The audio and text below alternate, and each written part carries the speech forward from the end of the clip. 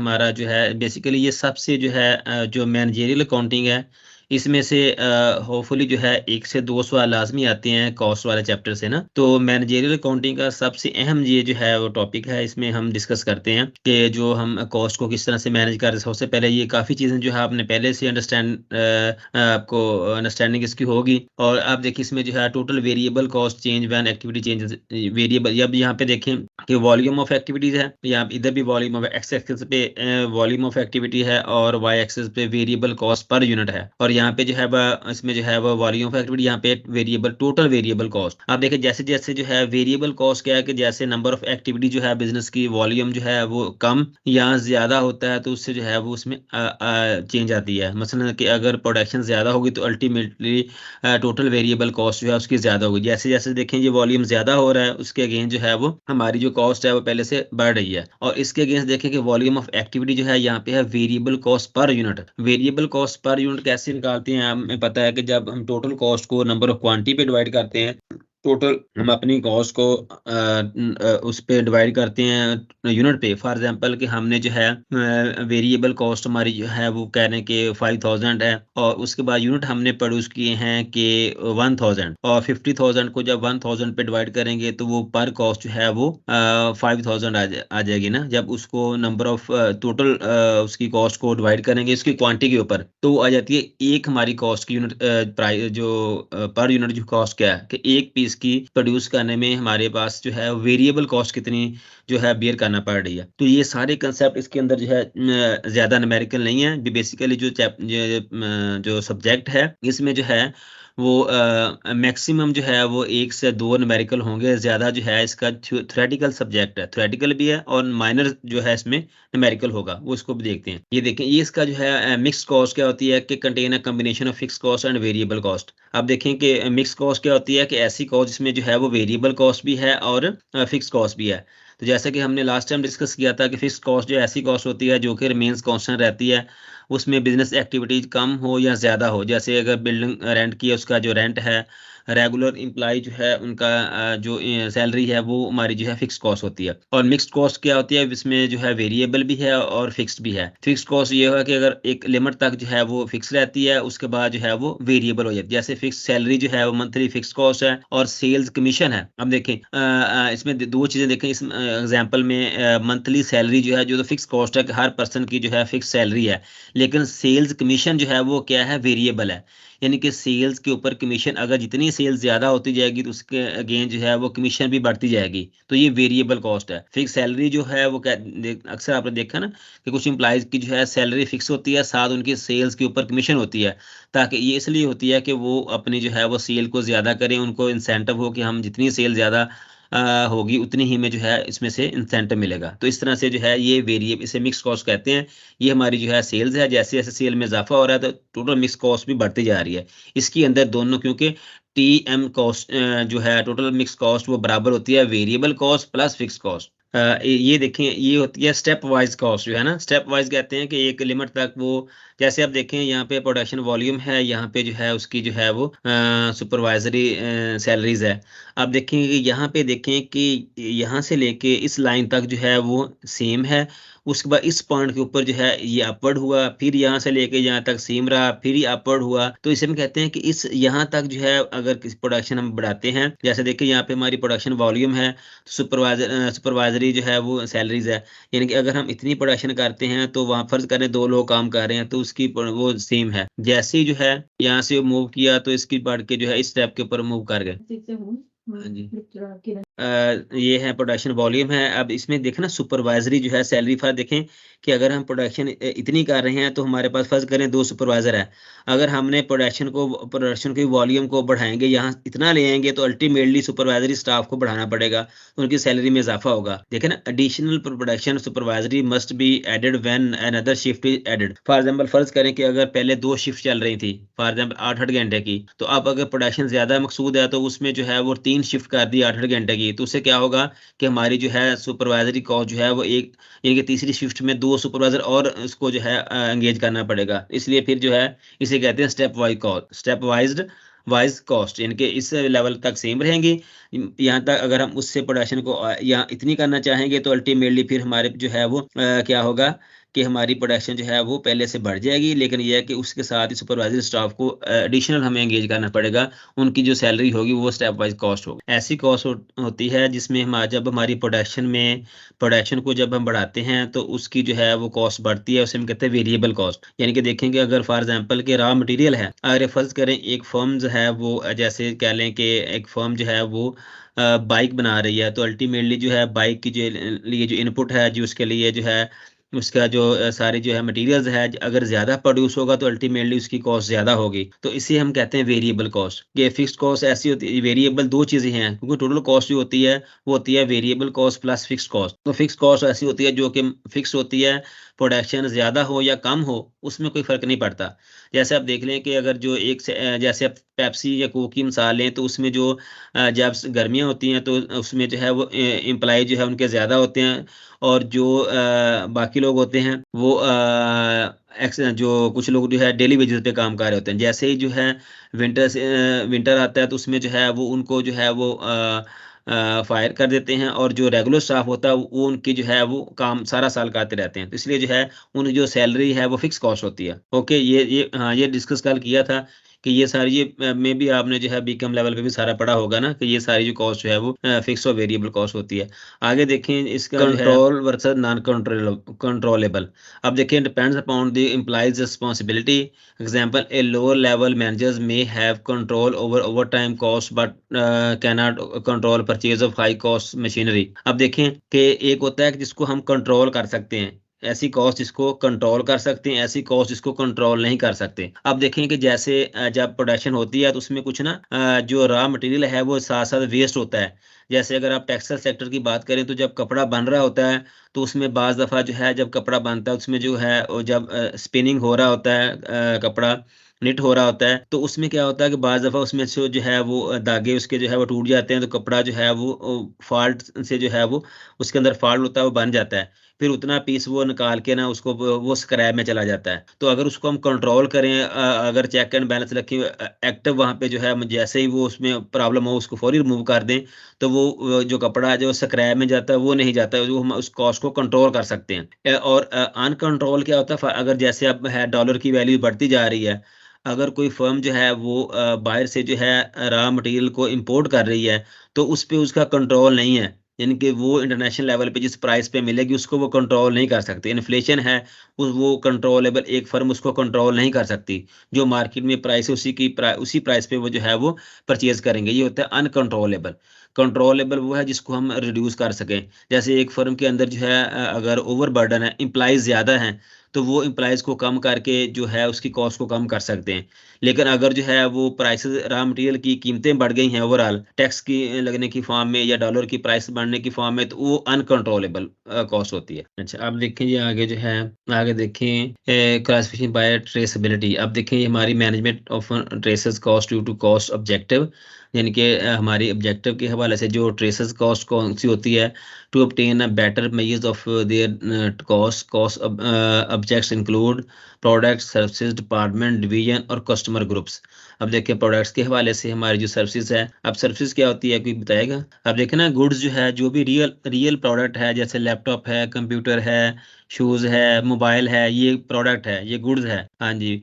Services क्या होती है कि जो लोग अपनी सर्विसेज देते हैं वो गुड्स नहीं प्रोड्यूस करते। जैसे देखें ना, जो लॉयर है, फुल लॉयर जो है अपनी फीस लेता है, वो अपनी सर्विसेज देता है। इस तरह से कंसल्टेंट है, जैसे आप वीज़े के लिए अप्लाई करते हैं, स्टूडेंट वीज़ा यूके के लिए, कनाडा के लिए, तो वो आपकी फ़ाइल जो है तैयार करने में आपकी हेल्प करते हैं। तो वो क्या होता है कि जस्ट लाइक वो आपको सर्विसेज दे रहे होते हैं। हाँ जी। ये जो डॉक्टर है उनकी सर्विस, यानी कि वो अपनी जो है goods and services, goods real goods होती हैं, और सर्विसेज जो है कि जो रियल चीज़ नहीं दे रहे होते बल्कि जो है वो अपनी सर्विसेज दे रहे होते हैं और सर्विसेज का मुआवजा ले रहे होते हैं। यानी कि ये जैसे लॉयर है उसकी भी सर्विसेज है, इस तरह से कंसल्टेंट है, टीचर है, प्रोफेसर है, जजेस जो हैं, उनकी जो सर्विसेज होती है वो सर्विसेज के अगेंस्ट जो है वो अपना जो है वो मुआवजा लेते हैं। Traceable cost are classified as. आप जरा गौर से इसको समझना, ये भी काफ़ी अहम है।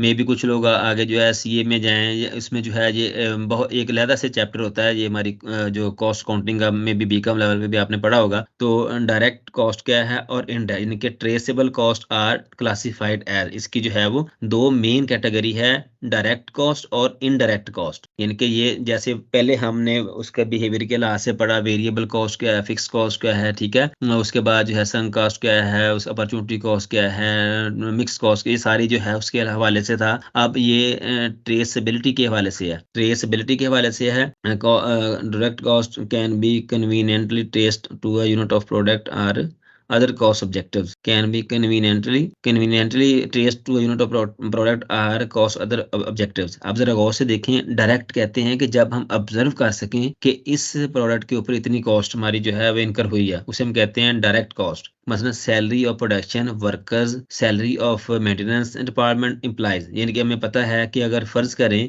कि हमने जो है इतनी सैलरीज दी है और इतनी हमारी प्रोडक्शन हुई है, तो हम ये अंदाज़ा लगा सकते हैं कि एक पे हमारी जो है कितनी जो है वो डायरेक्ट कॉस्ट है। यानी कि डायरेक्ट कॉस्ट क्या है कि जब ऐसी कॉस्ट जिसको हम डायरेक्ट ये कर सके कि इस इतनी प्रोडक्शन करने पे हमारी इतनी कॉस्ट आई है। फॉर एग्जांपल देखिए, सैलरी ऑफ प्रोडक्शन वर्कर और salary of the maintenance department. अब हमें पता है कि फ़र्ज़ करें हमने 100 प्रोडक्ट बनाई है, उस पर हमने जो है वो 2 लाख की सैलरी दी है। तो हमें पता है कि हमें जो है जब हम 2 लाख को उसकी प्रोडक्ट पे डिवाइड करेंगे तो हमारे पास आ जाएगी कि हमारी एक प्रोडक्ट पे कितनी डायरेक्ट कॉस्ट है। तो आगे देखिए, दूसरा उसका इनडायरेक्ट है। इनडायरेक्ट होता है कि जिसको हम डायरेक्ट मेजर ना कर सके कि कितनी कॉस्ट हमारी जो है इस प्रोडक्ट पे आई है। जैसे जो देखिए, must be allocated to a unit of production और other cost objective. Example factory rent. अब देखें ना, फैक्ट्री रेंट जो है, फैक्ट्री जो है लाइट एंड हीट है, उसके बाद फैक्ट्री अकाउंटिंग कॉस्ट जो है, यानी कि जो इनडायरेक्ट कॉस्ट होती है, इनके जो प्रोडक्शन के अलावा जो है बाकी जिसको हम डायरेक्ट मेजर ना कर सके कि इतनी कॉस्ट आ रही है एक पीस के ऊपर, तो वो हमारी इनडायरेक्ट कॉस्ट है। इसको भी बड़ी अहमियत है ट्रेसेबिलिटी के हवाले से। डायरेक्ट कॉस्ट को, इनडायरेक्ट को भी हम फर्म देखती है कि हम हमारी जो है, जैसे जो मैनेजमेंट है उनकी इनडायरेक्ट कॉस्ट होती है, जो वहाँ पे गार्ड है उसकी सैलरी जो है वो इनडायरेक्ट कॉस्ट होती है, फैक्ट्री का रेंट जो है वो इनडायरेक्ट कॉस्ट है। तो ये सारी जो है वो कॉस्ट हमारी जो होती है इनडायरेक्ट। हम इनके इसको हम डायरेक्ट मेजर नहीं कर सकते, ना ही कह सकते इतनी कॉस्ट हमारी जो है वो इस पे जो है वो बेयर हुई है। ओके, अब देखें आगे मैन्युफैक्चरिंग कॉस्ट और नॉन मैन्युफैक्चरिंग कॉस्ट। ये है फंक्शन के लिहाज से, यानी कि कॉस्ट और क्लासिफिकेशन बाय फंक्शन। अब देखिए मैन्युफैक्चरिंग कॉस्ट क्या है, यानी कि पहले हमने डिस्कस किया उसका जो है ना बिहेवियर के लिहाज से, दूसरा हमने जो है ना उसको डिस्कस किया कि उसके जो है डायरेक्ट इनडायरेक्ट के हवाले से, ट्रेसेबिलिटी के हवाले से, और तीसरा जो है बाय फंक्शन। फंक्शन क्या है, मैन्युफैक्चरिंग कॉस्ट है और नॉन मैन्युफैक्चरिंग। मैन्युफैक्चरिंग क्या है, are necessary and integral to the production of the finish goods, यानी कि necessary and integral of the production of the finish goods, कि जब हम जो है फिनिश गुड्स बनाते हैं रॉ मटेरियल से लेके उसमें प्रोसेस करते हैं, जैसे डायरेक्ट लेबर है, डायरेक्ट मटेरियल है एंड मैन्युफैक्चरिंग ओवरहेड है, ये सारी जो है ये हमारी होती है मैन्युफैक्चरिंग। मैन्युफैक्चरिंग कहते हैं कि जो मैन्युफैक्चरिंग कंपनी है जो मुख्तलिफ प्रोडक्ट बना रही होती हैं, यानी कि पहले इनपुट है, इनपुट को हमने प्रोसेस किया, प्रोसेस को हमने आउटपुट में कन्वर्ट किया, तो वो सारा प्रोसेस होता है। यानी कि डायरेक्ट लेबर है, डायरेक्ट मटेरियल है एंड मैन्युफैक्चरिंग ओवरहेड है। उसके बाद नॉन मैन्युफैक्चरिंग कॉस्ट क्या होती है कि are not integral to the manufacturing of finish goods, यानी कि इसमें जो है फिनिश गुड्स के हवाले से जो है वो नहीं होती। सेलिंग एंड एडमिनिस्ट्रेटिव एक्सपेंस, यानी कि ये क्या है कि मैन्युफैक्चरिंग नहीं बल्कि इसको जो है सेलिंग, क्योंकि जो मल्टीनेशनल कंपनी होती है उसके सेलिंग और एडमिनिस्ट्रेटिव एक्सपेंसेस होते हैं, कि एडमिनिस्ट्रेटिव जो उसको एडमन के जो लोग होते हैं उसको मैनेज कर रहे होते हैं, सेलिंग जो है सेलिंग टीम जो होती है उसकी सेल को बढ़ा रहे होते हैं, तो ये सारे जो है इसकी नॉन मैन्युफैक्चरिंग कॉस्ट होती है। यानी मैन्युफैक्चरिंग में लेबर है, मटेरियल है, वो सारी मैन्युफैक्चरिंग ओवरहेड है। तो इसमें जो है वो दूसरे अदर सोर्सेज होते हैं जो कि हमारे जो है वो सेलिंग को, सेल को बढ़ाने के लिए जो है सेलिंग एक्सपेंस जो है, एडमिनिस्ट्रेटिव एक्सपेंस जो है वो सारे। अच्छा, आप देखें ये देखें कि क्लासिफिकेशन बाय फंक्शन क्या है कि मैन्युफैक्चरिंग कॉस्ट क्या है, उसके तीन होते हैं, डायरेक्ट मटेरियल, डायरेक्ट लेबर और मैन्युफैक्चरिंग ओवरहेड। यानी कि मैन्युफैक्चरिंग ओवरहेड क्या है कि जब मैन्युफैक्चरिंग हो रही होती है उस वक्त जो सारे एक्सपेंस होते हैं वो सारा जो है लाइटिंग के वो सारे जो है उस वक्त जो है वो हम कहते हैं मैन्युफैक्चरिंग ओवरहेड। यानी कि ये 3 किस्म की जो है वो मैन्युफैक्चरिंग कॉस्ट होती है। डायरेक्ट लेबर, इसकी भी बड़ी जो है एप्लीकेशन होती है। जब हम कॉस्ट का एनालिसिस करते हैं तो बात हो देते हैं डायरेक्ट हमारी कॉस्ट क्या है, इनडायरेक्ट क्या है, तो हम उसको बिहेवियर के लिहाज से भी देखते हैं। तो ये डिफरेंट वेज हैं एनालिसिस के, कॉस्ट को हम उसको देखें कि हमारी कॉस्ट कितनी है, किस तरह से हम इसको मिनिमाइज कर सकते हैं। आगे देखें बाय फंक्शन। अब डायरेक्ट मटेरियल क्या है, बस उसको अब वो नेक्स्ट हम वन बाय वन डिस्कस करते हैं कि material that are clearly and easily identified with the particular product, इनके मटेरियल क्या होता है, डायरेक्ट मटेरियल के, अगर जो मटेरियल उस प्रोडक्ट के अंदर यूज हुआ है उसकी जो कॉस्ट है। देखें एग्जांपल क्या है, steel use to manufacturing an automobile, कि एक स्टील है कितना एक ऑटोमोबाइल बनाने के अंदर जो है इस्तेमाल हुआ है, वो उसका डायरेक्ट मटेरियल है। फॉर एग्जांपल कि उसमें कह लें कि 5 मन है, उसमें कितने फर्ज फर्ज करें 1000 kg है, 800 kg, जितना वो स्टील उसके अंदर हुआ है ऑटोमोबाइल बनाने में, वो उसकी जो है वो डायरेक्ट मटेरियल है उसका, ठीक है। और डायरेक्ट लेबर, इनके लेबर मीन के हमने जो उसको वो गुड्स को बनाने में हमने लेबर को जो पे किया वो उसकी डायरेक्ट लेबर है। जैसे देखें labour cost that are clearly traceable to और readily ratifiable with the finished product, इनके लेबर क्या है कि वो ट्रेसेबल है, रेडिली रेटिफेबल है, यानी कि फिनिश गुड्स कहते हैं जब वो रेडी होती है। कि पहले हम हमारा ये प्रोसेस क्या होता है, प्रोडक्शन प्रोसेस है, इनपुट है, उसके बाद हमने उसको प्रोसेस किया, प्रोसेस के बाद उसको हमने आउटपुट में कन्वर्ट कर दिया, तो वो हमारा जैसे wages pay to the automobile assembly worker, कि ये हमारी जो है जो जब ऑटोमोबाइल गाड़ी बन रही है उसमें जो हमने वर्कर को पे किया वो हमारी क्या है, डायरेक्ट लेबर है, डायरेक्ट मटेरियल जो उसमें मटेरियल यूज हुआ, लेबर को जो हमने पे किया है वो डायरेक्ट लेबर है। और मैन्युफैक्चरिंग ओवरहेड देखें कि all manufacturing cost except direct labour and indirect labour, यानी कि अगर हम डायरेक्ट लेबर और डायरेक्ट मटेरियल को निकाल दें, बाकी सारी जो होती है उसे कहते हैं मैन्युफैक्चरिंग कॉस्ट होती है। Manufacturing cost that can not be traced directly to specific unit product produced, यानी कि हम ये उसको डायरेक्ट नहीं कह सकते कि हमने एक गाड़ी प्रोड्यूस की है उस पर इतनी आई हुई है, ये सारी इनडायरेक्ट होती है। यानी इसमें देख लें इनडायरेक्ट लेबर, मेंटेनेंस यानी कि इनडायरेक्ट मेंटेनेंस वगैरह, इनडायरेक्ट मटेरियल, क्लीनिंग सप्लाईज वगैरह, फैक्ट्री यूटिलिटीज कॉस्ट वो है, सुपरवाइजरी कॉस्ट है, ये सारे क्या है हमारी जो इनडायरेक्ट होता है, इनका डायरेक्ट लेबर और डायरेक्ट मटेरियल को निकाल के बाकी जो है सारे उसे हम कहते हैं ये हमारी जो है वो मैन्युफैक्चरिंग ओवरहेड है। चलिए नेक्स्ट मूव करते हैं। ये देखें जरा, अब ये जरा देख लें कि मैन्युफैक्चरिंग कॉस्ट और ऑफन कंबाइंड एज फॉलो, यानी कि मैन्युफैक्चरिंग कॉस्ट क्या है कि अगर हम डायरेक्ट मटेरियल है, डायरेक्ट लेबर है, मैन्युफैक्चरिंग ओवरहेड है, तो डायरेक्ट लेबर और डायरेक्ट मटेरियल को मिला के उसको प्राइम कॉस्ट कहते हैं। ये भी आपने माइंड में रखना है कि डायरेक्ट मटेरियल और डायरेक्ट लेबर दोनों को मिला लें, अगर दोनों को कंबाइन कर लें तो वो हमारी क्या है, प्राइम कॉस्ट। इस तरह से मैन्युफैक्चरिंग कॉस्ट को, अगर कॉस्ट को और डायरेक्ट लेबर को जमा कर लें उसे कहते हैं कन्वर्जन कॉस्ट। ये भी याद रखना है, इसमें कई दफा जो है शॉर्ट क्वेश्चन आ जाते हैं इसके अंदर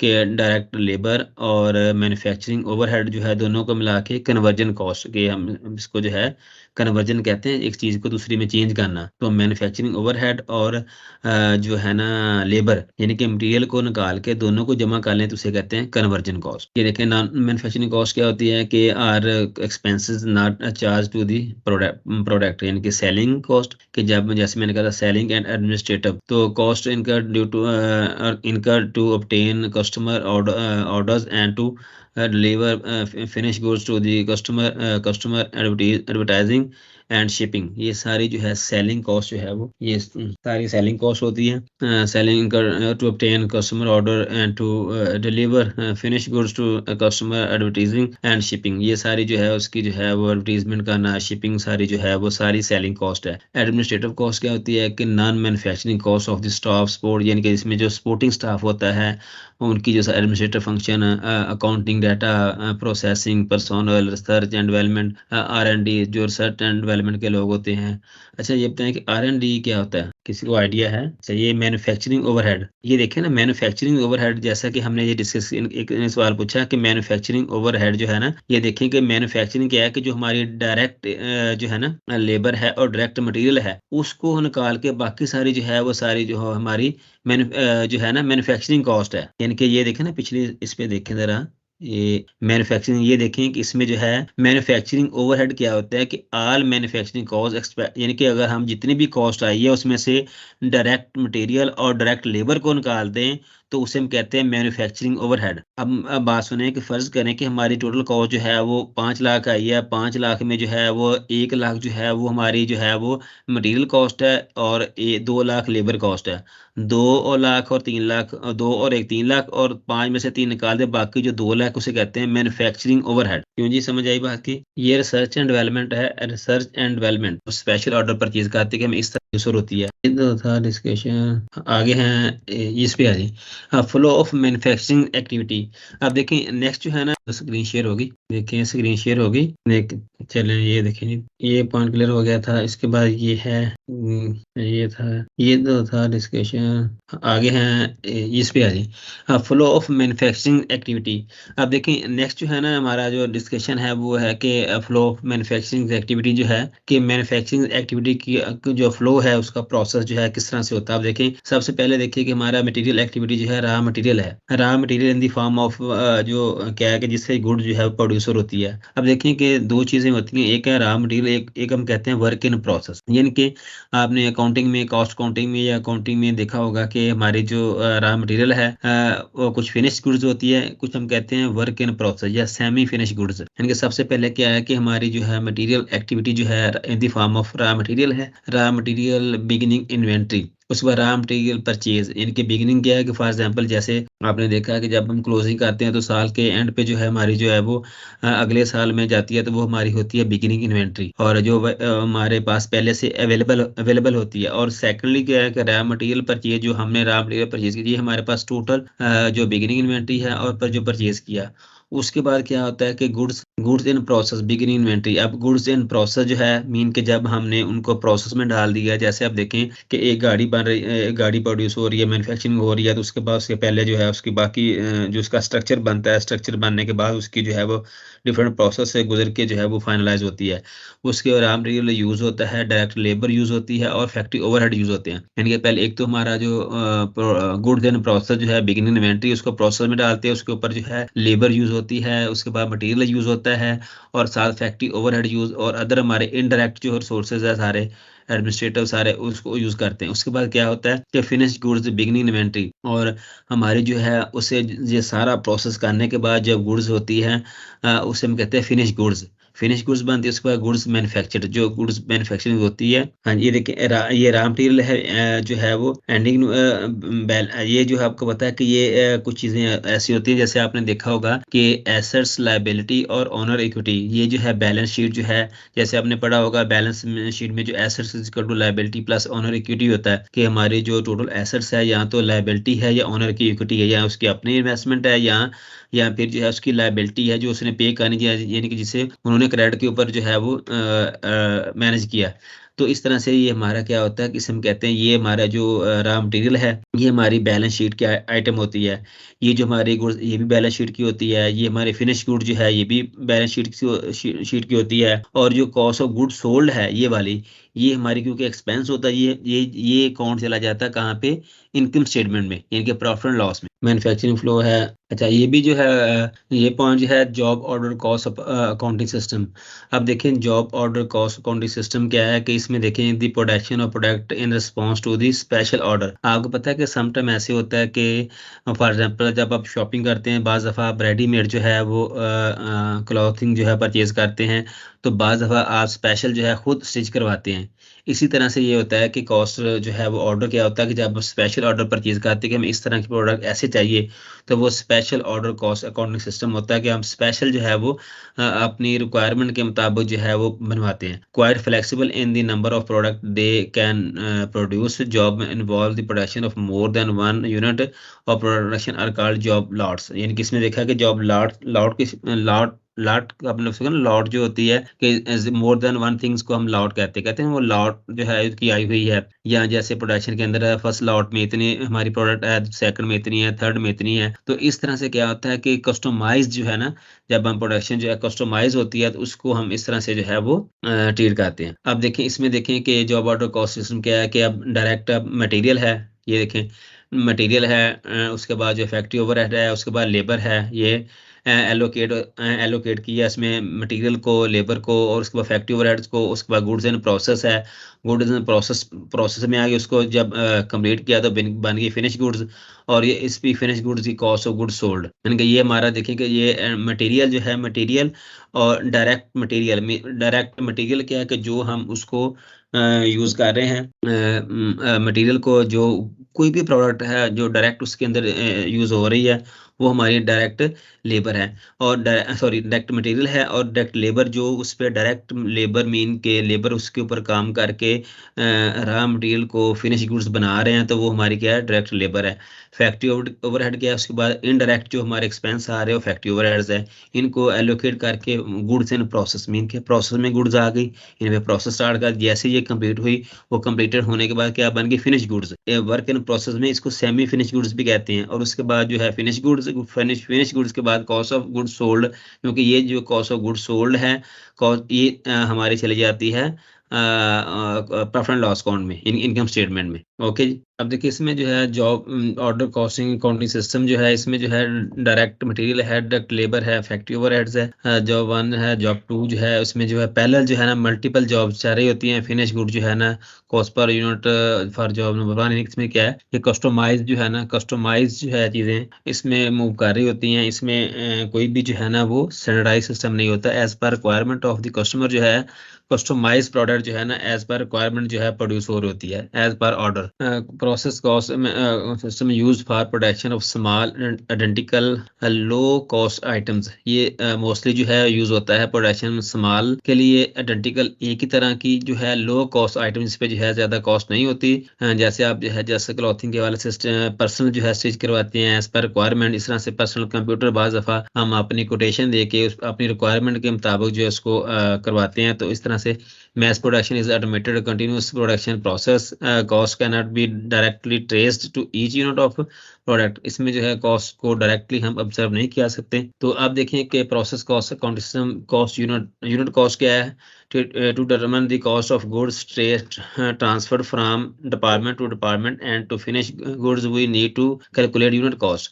यानी कि यूनिट कॉस्ट क्या है कि कॉस्ट उसकी गुड्स जो है उसकी ट्रांसफर जो है डिपार्टमेंट टू डिपार्टमेंट, क्योंकि आप जो है जैसे आप देखें कि समटाइम ऐसे होता है कि उनकी जो है जो प्रोडक्शन यूनिट्स लैदा है और उनकी जो है यहाँ पे वेयर हाउस लैदा है, तो वहाँ से जो है तमाम उसकी जो है वो गुड्स को उसको पहले प्रोड्यूस करना, आगे फिर ट्रांसफर करना from department to department, final good जो है उसको हम यूनिट कॉस्ट के ऊपर सारी डालते हैं। किसी में unit cost is computed by dividing the cumulative cost of the number of equivalent units produce in the period. अब ये इसका फॉर्मूला होता है कि कॉस्ट जो है उसको हम यानी कि product cost for the period कितनी है, equivalent unit of the for the period, यानी कितने कॉस्ट पर यूनिट कितनी आ जाती है कि हमने कितनी हमारी कॉस्ट उस पीरियड में हुई है, 2 माह में, 3 माह में, और उसकी जो है कितनी हमारी जो है वो यूनिट है। उसके बाद जो है cost are accommodated for a period of time by the process of a department। Equivalent unit is a concept expressing a number of partially completed units as a smaller unit of fully completed units। For the example देखें कि 3/1/3 full pictures are equivalent to 1 full pictures। इसमें क्या है कि हमारी जो है वो जो प्रोडक्शन है वो equivalent units may be different from material and labor। अब ये है कि equivalent units में भी समटाइम ऐसे होता है कि हमारी जो इनपुट जो है वो इंटायरली डिफरेंट होती है और आउटपुट जो है वो इंटायरली हमारी जो फिनिश गुड्स है बिल्कुल डिफरेंट होती है। जैसे आप देखें जो प्लास्टिक के जो है वो जो बर्तन वगैरह फैक्ट्रीज में बनते हैं, तो अल्टीमेटली उसका एक ना प्लास्टिक जिससे बनता है ये जस्ट जो है एक छोटे छोटे बॉल्स नुमा जो है मटेरियल होता है, उसकी बेस उसको ये मेल्ट करके जो सारा प्रोसेस जो है जो किया जाता है। अब इसमें जो है ये इसमें सिमिलरिटीज क्या है, इसमें जो कंपैरिजन किया हुआ है कि सिमिलरिटीज क्या है कि सेम ऑब्जेक्टिव है to determine the cost of products. हमारा जो बेसिक पर्पस क्या होता है कि कॉस्ट को मिनिमाइज करना। तो और उसमें जो है हमारा आपको पता है कि हमारा जो रेवेन्यू है, आपको पता है कि हमारा जो प्रॉफिट होता है वो होता है total revenue minus total cost. यानी कि रेवेन्यू हमारा जो होता है रेवेन्यू इज इक्वल टू होता है टोटल हमारा जो है कॉस्ट, सॉरी जो प्रॉफिट है प्रॉफिट इज इक्वल टू होता है टोटल रेवेन्यू। रेवेन्यू क्या होता है कि रेवेन्यू टोटल अमाउंट जो होती है जब गुड्स को सेल आउट करते हैं उससे जो अमाउंट आती है वो होता है टोटल रेवेन्यू। यानी कि इसको हम ऐसे लिखते हैं कि प्रॉफिट इज इक्वल टू, ये देखें जरा, profit P is equal to हमारा होता है T R total revenue minus total cost. यानी इस तरह से ये इक्वेशन होना, ये हमारा जो टोटल रेवेन्यू है, जो टोटल रेवेन्यू होता है ये इनके T R is equal to होता है प्राइस मल्टीप्लाई बाय क्वांटिटी। यानी कि हमारी जो है वो प्राइस क्या है, कितनी क्वांटिटी सेल हुई है, सेल आउट हुई है, तो ये टोटल रेवेन्यू पी ज़रब क्यू होता है। और इस तरह से आपको पता है कि टी सी बराबर होता है इज इक्वल टू है फिक्स कॉस्ट और प्लस वेरिएबल कॉस्ट। तो ये चीज़ होती है कि इसमें हम देखते हैं कि जब कॉस्ट दोनों को जमा करते हैं, fixed cost plus variable cost, और total revenue equal price into quantity होता है। और जब हम इसमें से निकाल लेते हैं टोटल रेवेन्यू जितना हमें मार्केट से रिसीव हुआ है, और उसमें से जब हम उसकी कॉस्ट को निकाल दे तो वो हमारे पास आता है प्रॉफिट। तो हर फर्म का जो बेसिक पर्पस क्या होता है कि प्रॉफिट को मैक्सिमाइज करना। ओके, तो ये हमारा जो है, क्योंकि हर फर्म का जो बेसिक पर्पस होता है प्रॉफिट को मैक्सिमाइज करना, यानी कि रेवेन्यू को मैक्सिमाइज करना और टोटल कॉस्ट को मिनिमाइज करना। तो ये सारा जो है बेसिक जो है पर्पस होता है किसी भी ऑर्गेनाइजेशन का। देखें, ये है कि सेम ऑब्जेक्टिव यानी कि to determine the cost of products, जिसमें जो है कॉस्ट ऑफ प्रोडक्ट को हमने डिफाइन करना। Same inventory accounts, raw material, goods in process and finish goods. ये आपको डिस्कस किया कि रॉ मटेरियल जो है जिससे वो गुड्स प्रोड्यूस हम कर रहे हैं वो रॉ मटेरियल है। गुड्स इन प्रोसेस जो कि हम प्रोसेस में और चीज़ें हो रही होती है। जैसे देखें कि फ़र्ज़ करें एक फर्म जो है वो चेयर्स बना रही है, तो जब उसको रॉ मटेरियल जो है उसको बना लिया, यानी कि अभी फिनिश गुड्स नहीं है, तो उसे हम कहते हैं गुड्स इन प्रोसेस। यानी कि अभी कह लें कि उसका पेंट होने वाला, फिनिशिंग होने वाली फाइनल, तो वो वर्क इन प्रोसेस भी कहते हैं, गुड्स इन प्रोसेस भी कहते हैं, and finish good. Same overhead assignments method, same overhead इसी तरह से जो है वो जनरल में हम करते इसी तरह से हम जो है वो जॉब ऑर्डर में वही सारा उसका प्रोसेस होता है। ये डिफरेंस है कि हमारा जो प्रोसेस प्रोडक्शन है और जॉब ऑर्डर जो है, comparison job order and process production, यानी कि जो प्रोसेस हमने पहले डिस्कस किया उसका। अब देखा जॉब ऑर्डर में कहते हैं कस्टमर ऑर्डर, यानी कि इसमें कस्टम कहते हैं कि जो as per requirement of the customer, यानी कि ये कस्टमर की रिक्वायरमेंट के मुताबिक हम उसको बनाते हैं। इधर क्या होता है, रैपिड प्रोडक्शन होती है, यानी कि इसमें क्या होता है बार बार प्रोडक्शन हो जा रही है और गुड्स जो है वो प्रोड्यूस कर रहे हैं। इधर जो है हम जैसे स्पेशल ऑर्डर दे के बनवाते हैं। अब देखें हेट्रोजीनियस, अब जरा गौर से देखें कि हेट्रोजीनियस कहते हैं डिफरेंट। जैसे लैपटॉप और मोबाइल जो हेट्रोजीनियस है, यानी कि ये डिफरेंट है। होमोजीनियस कहते हैं एक ही जो है वो एक ही तरह का होना। जैसे जो लैपटॉप है आपस में होमोजीनियस है, जिसमें थोड़ा सा उसमें फर्क होता है, किसी की कैपेसिटी ज्यादा है किसी की कम है। यानी कि हेट्रोजीनियस कहते हैं different goods, different products. Homogeneous कहते हैं सेम प्रोडक्ट, यानी कि बार बार जो है देखें कि वो होमोजीनियस है कि एक ही तरह की बार बार प्रोडक्शन हो रही है। ठीक है,